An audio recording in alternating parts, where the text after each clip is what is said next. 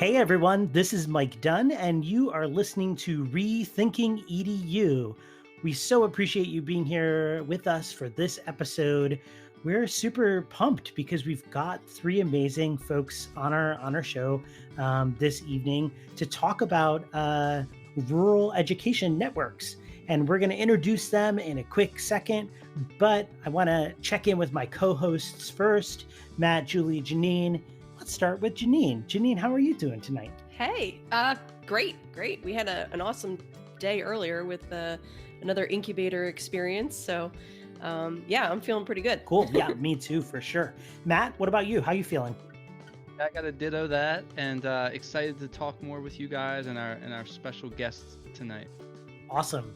Yeah, and as I mentioned earlier, we've got three guests from various rural school organizations, and I want to just introduce them one by one and give them a chance to kind of talk about what their organization is, really briefly, and start to give us a sense of kind of who's on the pod for this evening.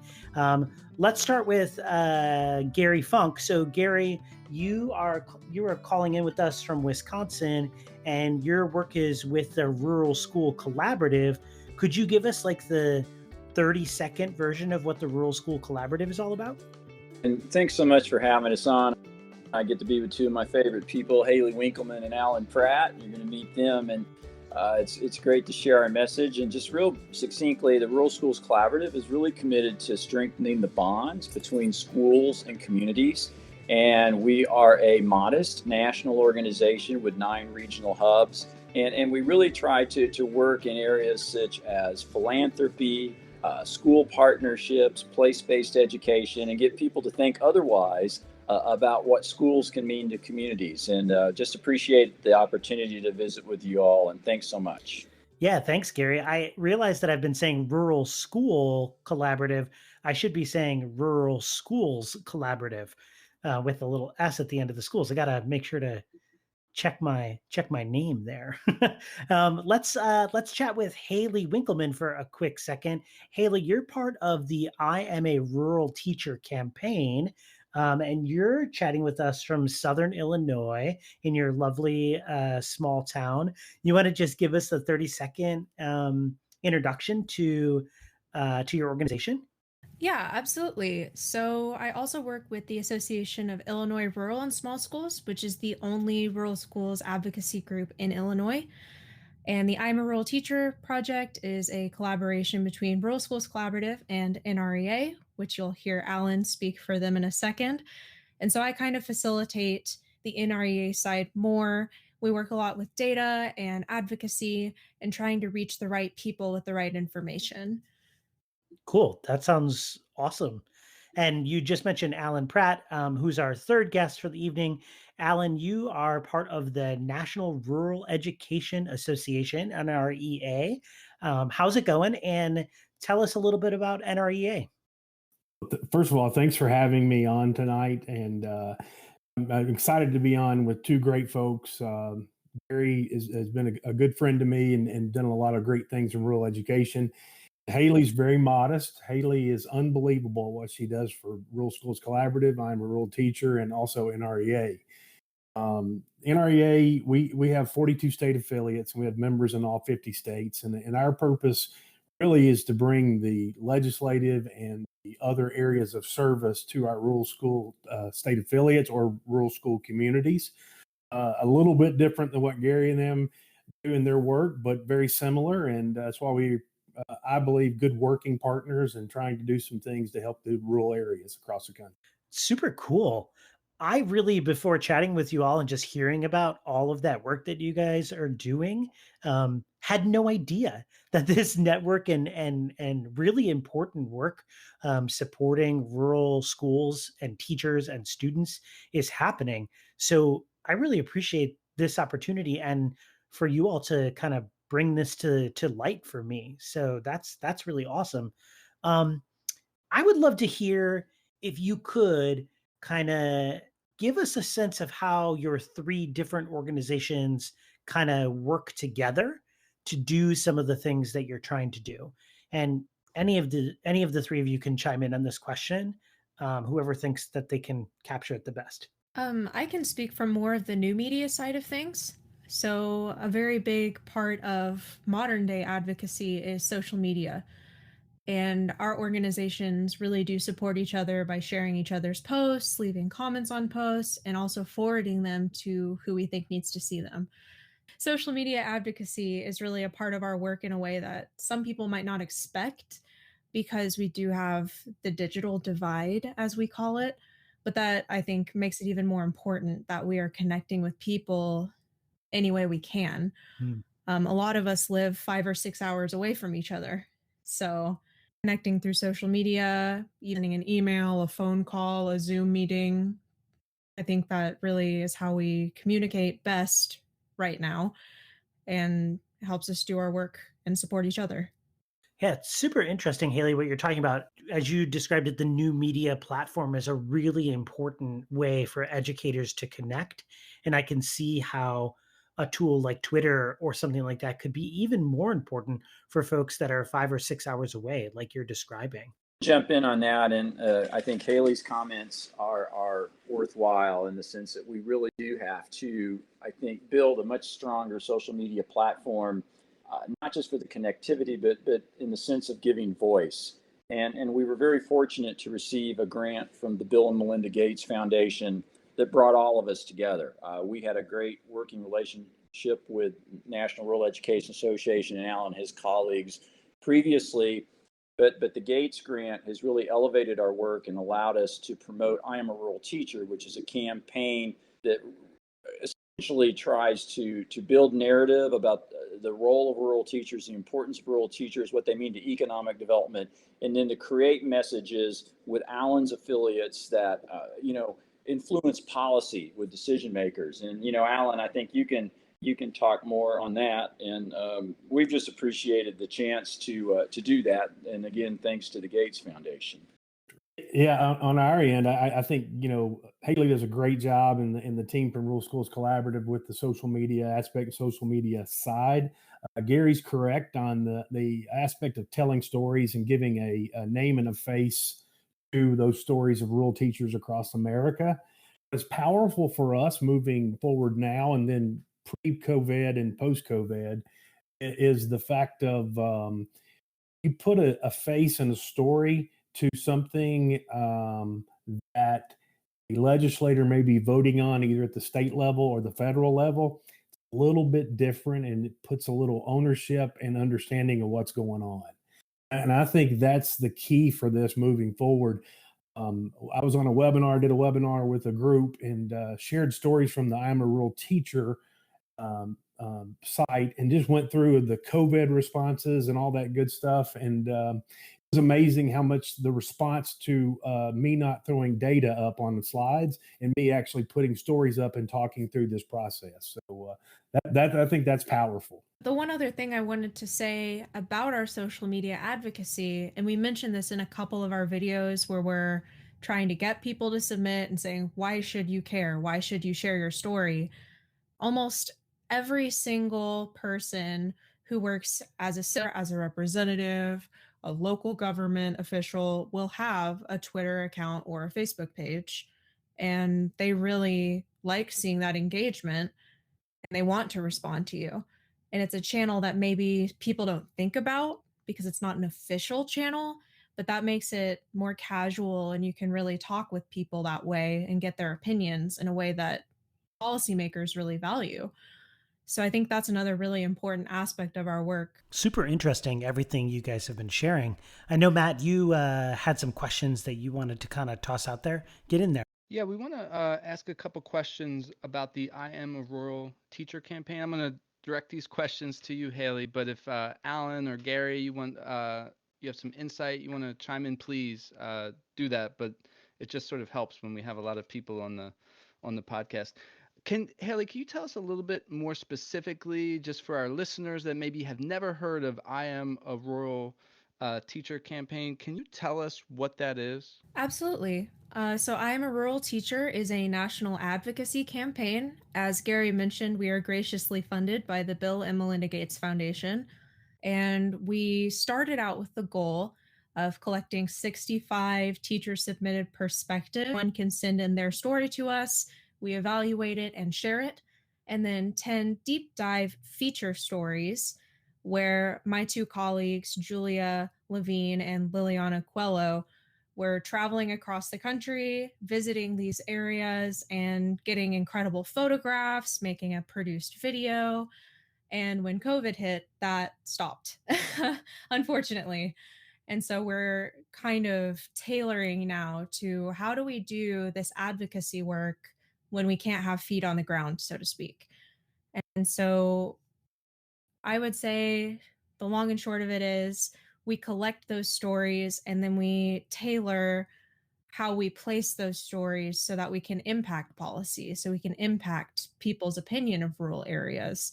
So we have three main story types that we're looking for: people, policy, and places. Why do you live somewhere that's rural? What is the advantage of that? People, what is the community like? Rural as family is something we say a lot. Rural as family. Tell us what that means to you. And then policy. What can policymakers be doing that would help rural areas? You know, a lot of them focus on urban areas, and those policies aren't always necessarily the same to impact rural areas.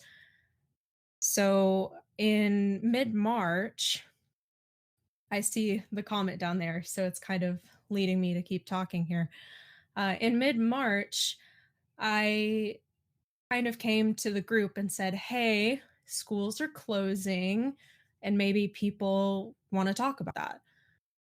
So we started what we call the COVID-19 Rural Community Impact Project within our campaign, and basically said, tell us how your community is responding. Tell us how it's affecting rural. Tell us about your internet access issues. Do you live in a rural area that's connected? Do you have kids that are living 50 miles away that had to ride the bus to school and now they can't do school anymore because they don't have internet at their house? So we have a lot of things like that we were collecting and saying, what can we do? And I know several people I've spoken with did not realize either in some areas how good the access really is, or in some areas that there's literally no access. So one story that we got that really impacted me is someone in Texas said, we don't even know where some of our kids are because they went on spring break. Maybe they stayed with an aunt or an uncle or a grandmother or a friend. They didn't come home. We can't call the house. They don't have a phone. We can't connect to the internet to email them. We don't even know where they are. We haven't seen them since the school's closed. And that just blew me away. I couldn't even believe what I was hearing. And so we have stories like that. And then we have stories like in North Dakota, 98% of them, students there, have an internet access solution of some kind. And you wouldn't think that in North Dakota, but we've seen all kinds of stuff. Yeah.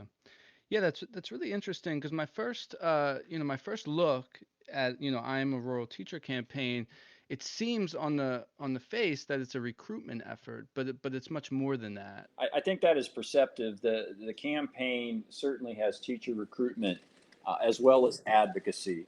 And one of the issues that we face in rural America, and this is something that I think folks don't clearly understand, is there's this looming, growing rural teacher shortage. And it's really a tough issue in rural places. I think the teacher shortage impacts all of our communities, suburban and urban, but it's really problematic in rural because it's a struggle to recruit bright young folks into rural places. And so I think Haley and her colleagues have done a wonderful job of melding the recruitment aspect with, I think, a very timely and targeted approach to giving voice on different and pertinent advocacy issues. Yeah, that's great. That's great. Thanks, Gary, for pointing that out. It's really exciting to hear about the policy work and getting the stories out. And as you're thinking about this campaign, just a follow-up question, maybe you could comment briefly on what have been some pleasant surprises, and then also what are some plans for the future as you're thinking about this campaign moving into, September's on the doorstep? On our end, within REA, it's started off slowly with our state affiliates working with the I'm a Rural Teacher campaign and project, but now I'm receiving outreach from our states saying, "Hey, when's our state coming up to be featured in our 50 states in 50 weeks, to rural states in 50 weeks?" And what can we do to add to the data set that you're putting on the graphics and sharing on social media? And can we get stories out? So I noticed we had some outreach from North Carolina about 2 weeks ago, and I think Haley shared a North Carolina story today. So you can kind of see the aspect of that work as it's moving forward. So I think there's a lot of positives to that. I will tell you on one note on the policy and advocacy side, I've had several senators in their office reach out and mention I am a rural teacher campaign. So that message is getting to their offices as well, which I think is powerful. Yeah, that's great. So Gary, I was wondering, with the Rural Schools Collaborative, I saw that one of your signature initiatives is, what is it called? A place-based network. And, we recently talked with Tom Vander Ark, a few episodes back, and he was talking briefly about this, but I'd love to hear more about it.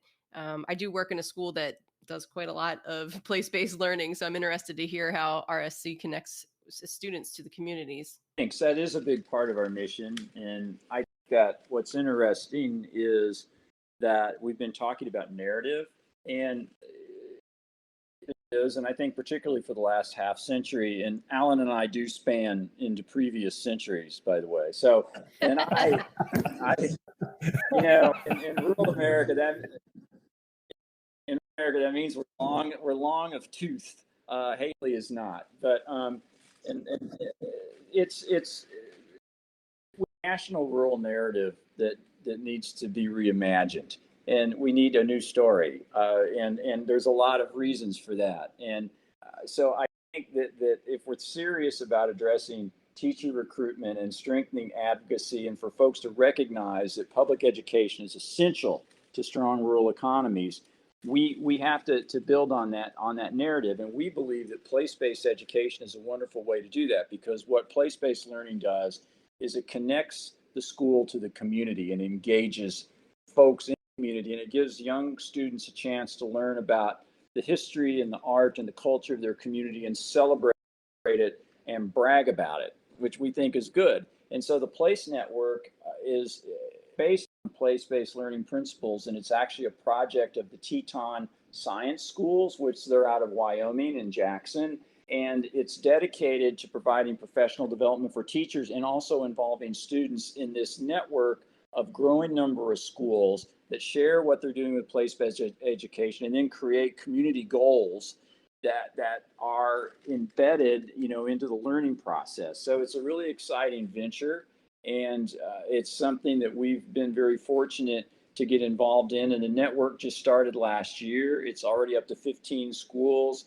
We're talking with another dozen schools in 3 or 4 different states, and we actually have some funding for it. So that's kind of nice in this era. So yeah, thanks for a chance to talk about that. And I think all this stuff weaves together seamlessly, and it sort of connects the I am a rural teacher to the actual on the ground work. Janine, sounds like you and Julie got to get involved if possible. Sounds like a perfect match for what you all are doing. Oh, we have to talk later. Maybe you can speak a little bit about the importance of really being able to make those community connections for the rural schools. Like, why is it so important in the rural communities there? There are 2 ways I'm kind of thinking you can answer that. One way is community to school. So schools are not just schools, especially in rural communities. They're community centers. So there are a lot of things that happen there that are not school things, in air quotes there. So for example, we have a local theater group in my town, and we use the school as our space. Or there are fundraisers that are held at the school, and that's the space for it. So I think connecting community to the school is important because it's sort of a reciprocal relationship. But I also think that communities to other communities is a way you can answer that. So someone might say, I'm a rural teacher and my community is unique and it's different, and I have these struggles that other people might not understand. But what I have seen in the over 80 stories we've collected is that a lot of rural communities across the country have a lot of the same problems and they share a lot of the same pride in being rural. I love my rural family. I love my community. I love the history of my town. So we have a lot of overlap between communities as well.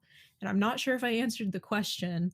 So No, that's great. I love that you pointed out, the communities needing to connect with the other communities too. I think that that's probably definitely a key key part of the solution there. Yeah, I would add that there's a unique thing that I'm picking up that you're saying about the importance of space in connection to the school. So, school becomes a gathering space for people. It becomes an integral part of their life, much more than like a just sort of transactional institution that school can sort of end up with for many students.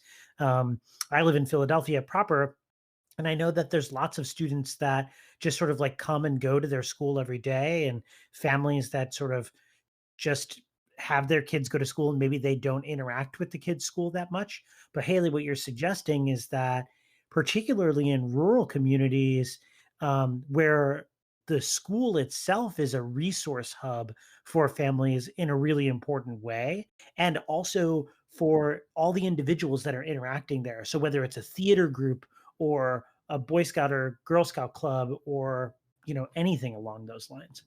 absolutely. And I think that we have seen that impact of schools as a resource center during this COVID hit more than ever. Thousands and thousands of families are being provided food by these schools. They're being given technology so they can still do their classes. We are seeing so much provision from our schools for the community so that they can continue to function through all this craziness. And so I think you're absolutely right in saying that. Alan, I know we've got some policy wonks kind of listening to this podcast. At least I hope that we do. And I'm wondering if you can kind of give us a sense of some of the policy work that NREA is engaged in right now. So I will not, since we're all in education, we can handle acronyms. There's about 9,000 on Capitol Hill that we deal with. So I won't throw those out, but a lot of our work is on the advocacy side and also the legislative side. And the large majority of my day around Zoom calls around infrastructure bill that was passed on the House side, and also more funding through either a COVID 5 or 6. I think we're in phase 5 or 6 of funding that could come out to help and support rural schools and schools in general. I think the biggest push, and I'll be honest with you, my phone and my calendar filled up when the White House did the reopening, summit or meeting last week. Since that time frame, I have been nonstop about reopening and questions and answers. And one of the things we did the first of this month is we connected rural principals from Pennsylvania and Kansas to rural principals in Australia. And what we did was we did a Zoom call and just did a Q&A session on what did it look like to close, what did it look like to open, how did you support your teachers, and then what would you not do again from the Australian side? And then we had the same thing from the U.S. side. I will tell you, and I'll reiterate Haley's point, rural communities are very similar in the challenges that people are facing. It's the same across the many, many time zones. Australia is battling connectivity issues, obviously battling the same thing with poverty. They're also battling some inequities, racial inequities, and other things that we deal with here in our country. And it's interesting to get their perspective. The big difference for us is what we deal with is that we're locally controlled. Your local school board controls a lot of what happens. And I think that's a big play for rural, because a lot of times we kind of just stay in our silo in rural communities and we don't messaging out the way we need to. That's why I think the work that we're doing, and really Haley and Gary pushing this forward, I'm a Rural Teacher, is vital to get those stories out. And I'm sure that advocacy work is even more important as we're thinking about opening schools here in 40 or 50 days, right? Yeah, and the big thing for us is you're looking at it from a sense of, we believe there's going to be rolling openings and rolling or pauses in instruction or face to face, and I think our approach is safety first, obviously. But and that same approach, when they're asking us to open, we need funding to make sure our buildings are safe and our students are healthy. And another part of this is, a lot of times in rural communities we have an aging teacher population.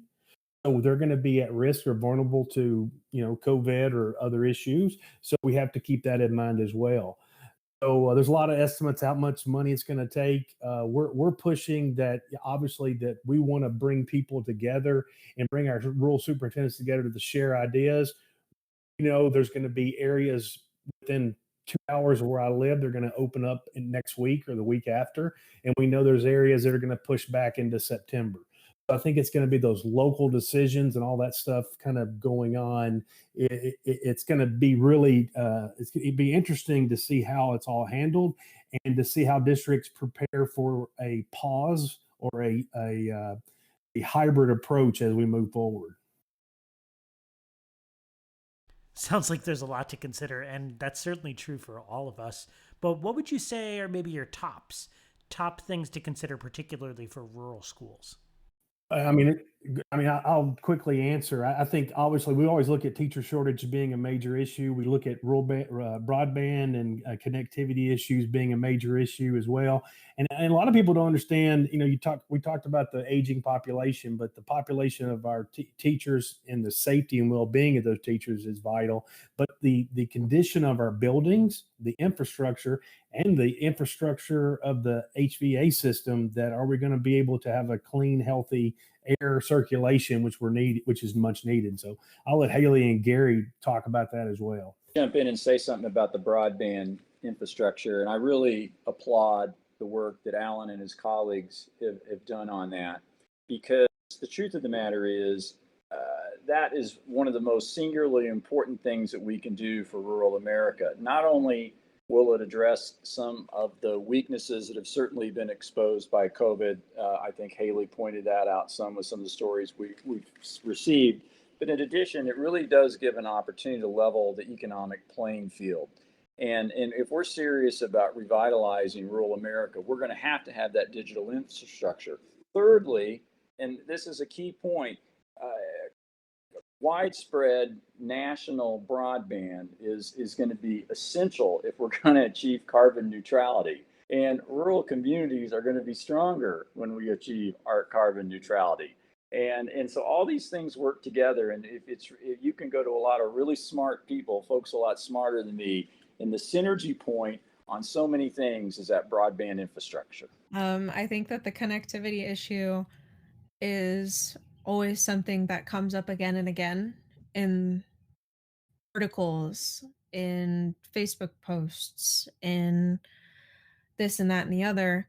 But I think another angle that hasn't been brought up yet is tech literacy. So because in a lot of places that are rural, we don't have that access, we don't know what to do with access, if that makes sense. That might not be a good way of saying it. So like if we say, okay, your school is now completely online. Okay, well, I don't have internet in my house. I don't know how to connect to the internet except for through my phone, through an app. I can get on Facebook or Twitter, but how do I do my school that way? What's Zoom? What is this? And maybe they have to go to a library for that, but they're wanting us to shelter in place. And so there are a lot of barriers that maybe people don't consider just from not having excuse me. There are a lot of things people don't consider from not having access at a basic level that then kind of fans out into other issues. Where can I apply to college? Where can I apply to a job if I'm not able to get on the internet and apply? Some places do still take paper applications, but where can I get them, especially when everything is closed? So I think that there are a lot of things about that access issue that are sort of butterfly effect impacted. I wouldn't even know where to get a paper application for basically anything right now. I haven't had a Right. That's what I I'm haven't had a printer saying. at home for 3 or 4 years. We just got one, like, right before COVID, and, it's just it's such a really critical point that just because you have access to the internet doesn't mean you know how to use that access, doesn't mean you know how to use the tools that are being presented to you. And then also, I think another, you know, maybe point that's coming up here for me is that if I do have access to the internet, maybe for the first time ever at my home, what am I going to be using that for? Social media is designed to lure you in and grab your attention for hours on end. I can personally attest to the hours on end I spend surfing dog photos on my dog's Instagram, right? And you're all of a sudden going to give this tool to maybe a bunch of families or students that they're like, "Whoa, what do I do with this?" And that literacy also has to be part of that. And I'm not saying, and I think some people may misconstrue what I'm saying as like those yokels, they don't know how to use a computer. And that's not what I'm saying at all. I'm saying if you've never had that exposure and you're just thrust into it, it's sink or swim. And just from the stress of something like a pandemic, and now you're being forced to do school online, and your parents work full time. And so you're home alone doing school. It's a lot for a kid. Um, Yeah, we've been having conversations with our students very directly and actively that say when you're doing a Zoom experience for school, like where is your phone in that situation so you're not distracted by it?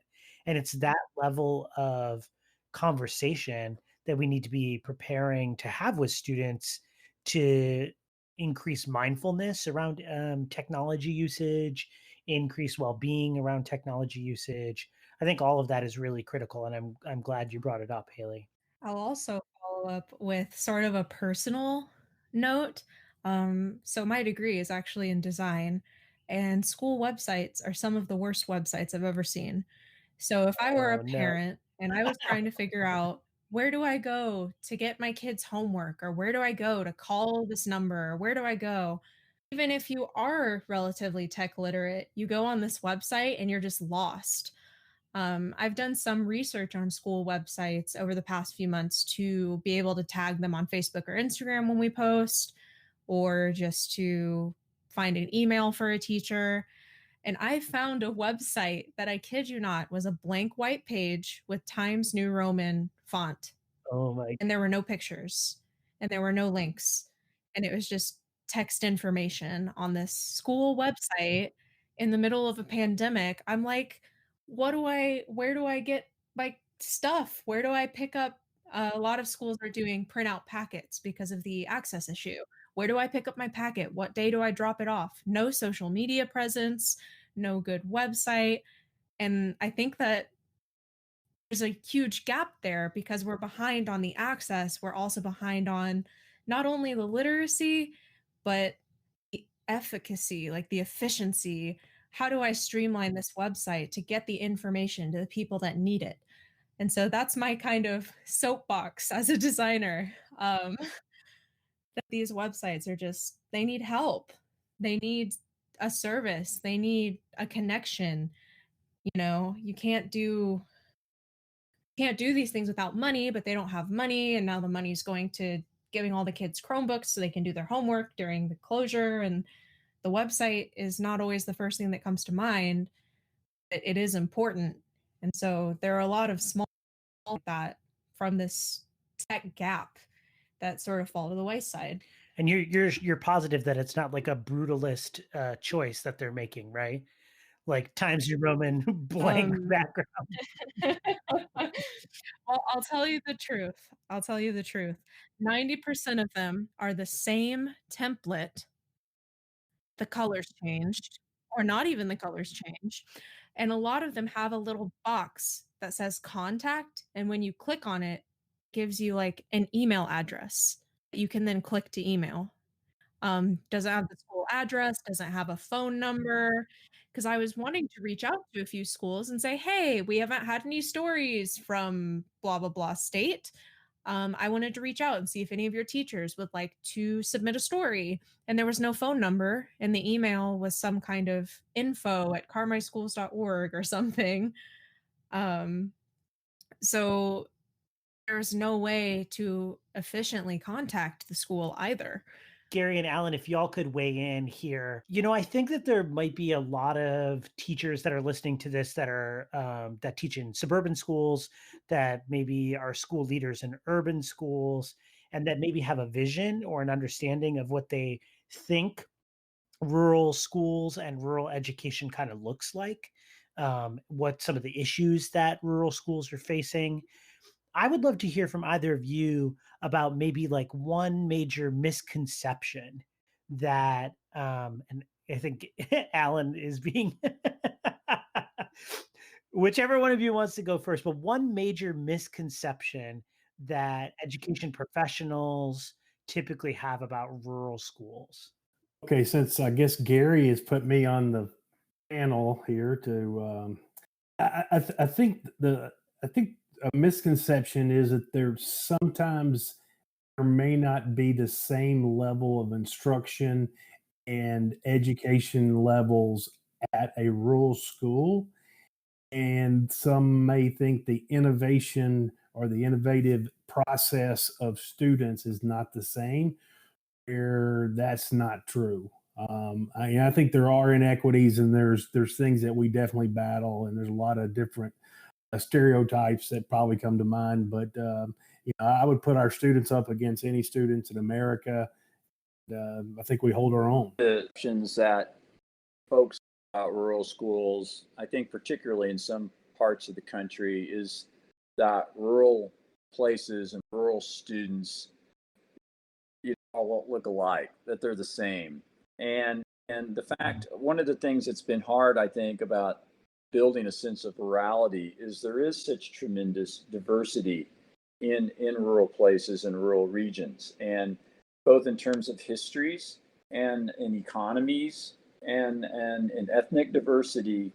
And I think that's something to be celebrated, and it's a richness that I think we're trying to address with the I'm a Rural Teacher program, and I know Alan's organization is looking at it. And I think when people understand that, they sort of look at things through a different lens. It's not all American Gothic, right, in Iowa, and or it's not all the Pennsylvania Dutch. What I'm saying, these sort of bucolic agrarian types of images that folks have. There's some of that, but it's so much more than that. And actually, I think that's exciting. And I think it comes back to building narrative. And I think in the long run, that will be healthy for what we know the future is going to be and needs to be.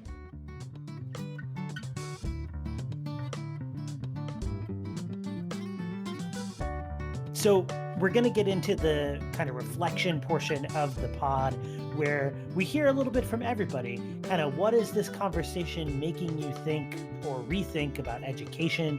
What's coming up for you? Co-hosts, let's start off with us. And then, of course, Alan, Gary, and Haley, you're more than welcome to share your thoughts as well. Yeah, for me, this has been such a great conversation, and it's been wonderful to really sit back and learn from things that you have going on. And one thing that jumps out to me is your focus on place-based learning, and I think that is so important. And I've been hearing it mentioned more and more in schools around me. A context for our learning within the place that we live, and I think that's so important. And I think that we other schools, as they're seeking to utilize place-based learning, I think we can learn a lot from rural schools that have been doing this. And yeah, you have experience with it, and I think it's a time for us to collaborate different types of schools together and learn from each other. And I think that's something that I want to learn more from, and I think that we can learn that from you. So yeah, I'm excited about that. Yeah, I've really have appreciated this conversation and just how it's brought to light some of the issues that these rural schools are struggling with. And I think that advocacy is really needed. If the people who are making the decisions are unaware of what the real issues are that are impacting schools, we can't make any changes. Then we're stuck.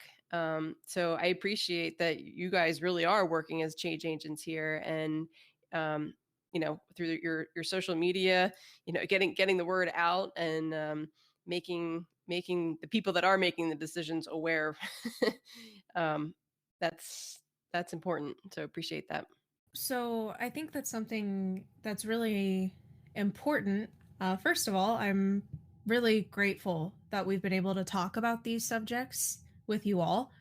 That's what we do. We are trying to spread awareness, and from that awareness, build advocacy. And so, thank you so much for having us all here to talk about what we do and what we want to happen.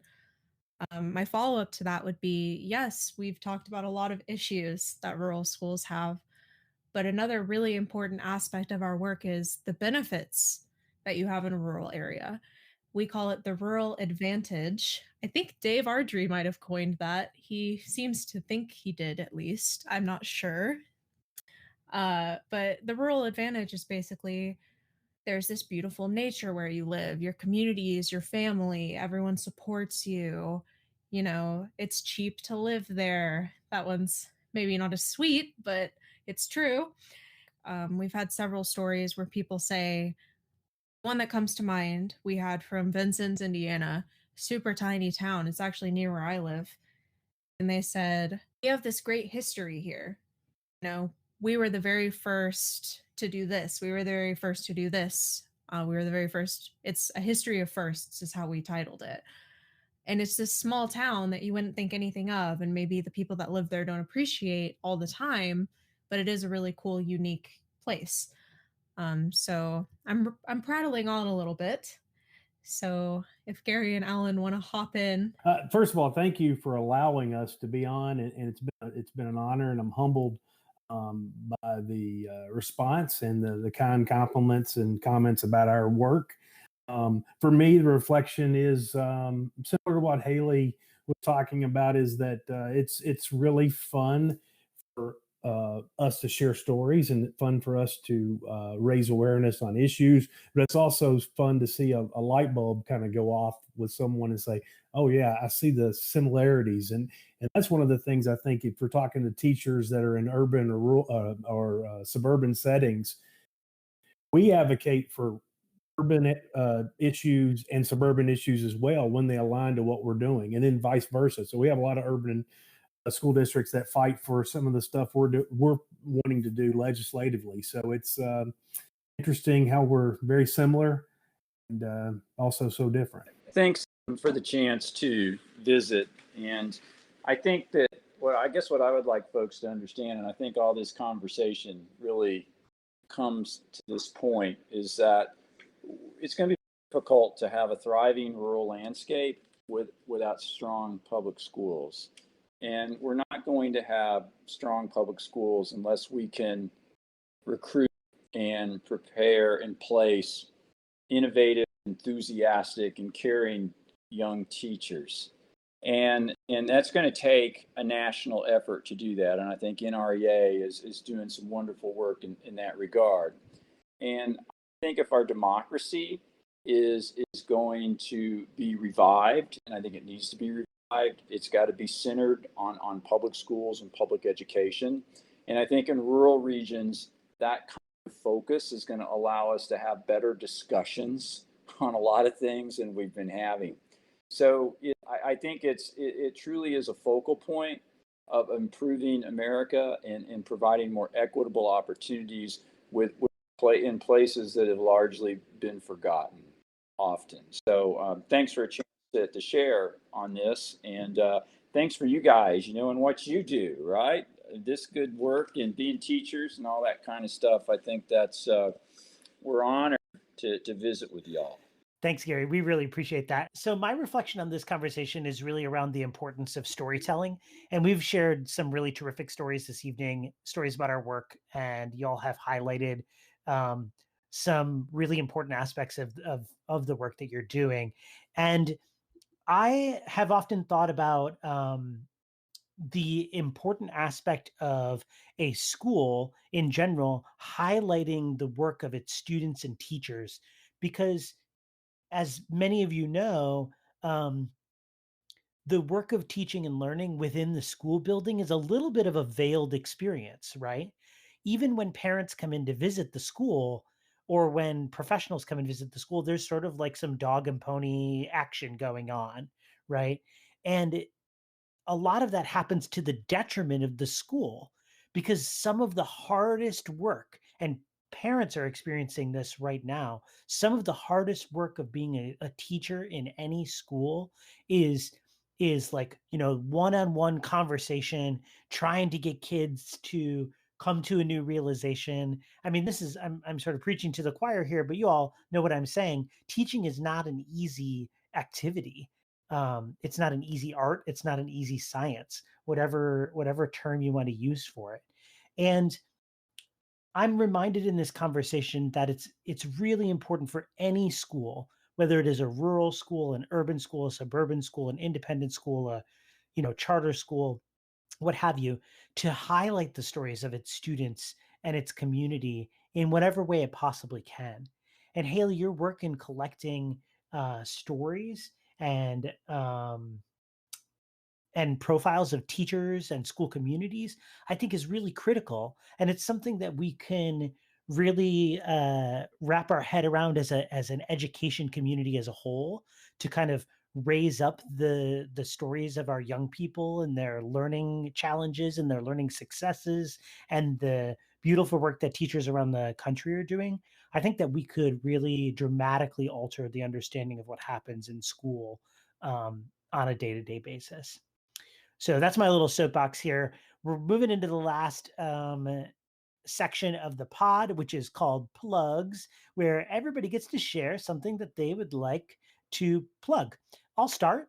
I've been redoing the theme music to our podcast using an online music maker called BandLab. So if you go to bandlab.com, it gives you some like neat little drum kit options, and allows you to use your keyboard to play some musical instruments, and you can do some recording in there. It's super fun. I've already made a first track that is pretty terrible, but hopefully we'll get some new music for our pod in the future.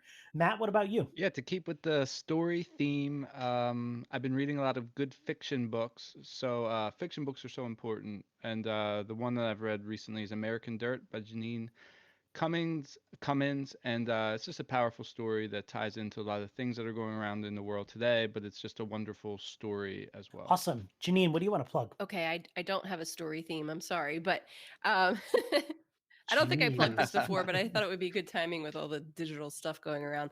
A website called commonsense.org. They actually have tabs for educators, and they also have tabs for parents. For educators, though, it focuses on, there's all sorts of lesson plans that you can get. They focus on like digital citizenship. They also provide ed tech reviews. So if you're looking at, planning for September and trying to see the latest and greatest tech things that are out there, they actually provide you with some reviews. They also offer professional development and advice. And they also incorporate like a lot of different character building type concepts in there as well. It's just a really neat resource that both educators and parents can use for digital media. Awesome. Gary, what about you? What would you like to plug? It may seem obtuse, but under the broad category of story, rural, I think everyone should check out the two stories that are out there. One is a podcast from Atlantic Magazine, and the other is a film about Pleistocene Park in Russia. It's just one of the most fascinating examples of how a small group of folks can impact learning and impact the world. It is the craziest thing. And it's just, it's Pleistocene. I think that's how you say it. Pleistocene Park. Check it out. Cool. Okay. Alan, what do you got for us? Audible. Since the COVID, I've been through 41 books since March. What? Oh my goodness. I listen all the time because I'm in my office and I can't talk to anyone or have any social, so I'm on the computer and I listen to books all the time. So it's a lot of history, but a lot of, right now I'm going through Dan Heath's Upstream, and he's going to be our keynote at our fall conference, virtual conference this year. So I'm just kind of going through his book, and but a lot of history. Very good. I think the four of us are doctoral students right now, so reading anything, your life, journal articles. Your life's not normal. Challenge. That won't be normal for a while. God bless you. Jump through the hoops. Haley, what would you like to plug? The first thing I'd like to plug is, while we do collect teacher stories, we also accept nominations. So if you have someone that you would like to celebrate, we'd love to hear that perspective as well. But for a more fun, off-topic plug, I have watched and rewatched Defunct Land on YouTube. It is a series. Just this guy makes this incredible in-depth historical series about theme park attractions that no longer exist and why. So he's talked about Disney attractions, he's talked about Six Flags, he's talked about, what is it called in Kansas City? There's one, Worlds of Fun. He did one that was on all of the Santa Claus parks that inevitably just were everywhere in the 50s and now they're not. So it's a very comprehensive series. He just did one on Coney Island. So we're over 40 episodes, so please check it out. I just searched it up on YouTube. This is a rabbit hole that I will never recover from. Great. Crazy. And he has such a good dry sense of humor. Like, he just sneaks these little jokes in seamlessly, and he just is very calm, very podcast voice. Got me through my last semester of college.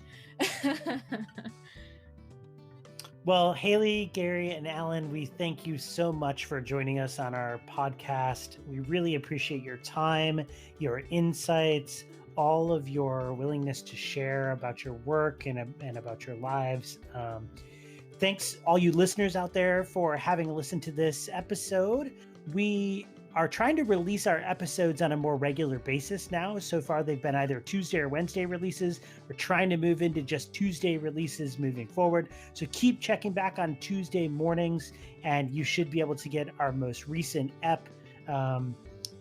We have some really incredible guests on the docket for upcoming continuation of our network series. And then we promise that we will eventually move out of talking about networks, although they're super cool and we get to talk to folks like Alan, Gary, and Haley, and that's really fun. But thanks for listening. We really appreciate your time, and don't forget to review us on Apple Podcasts.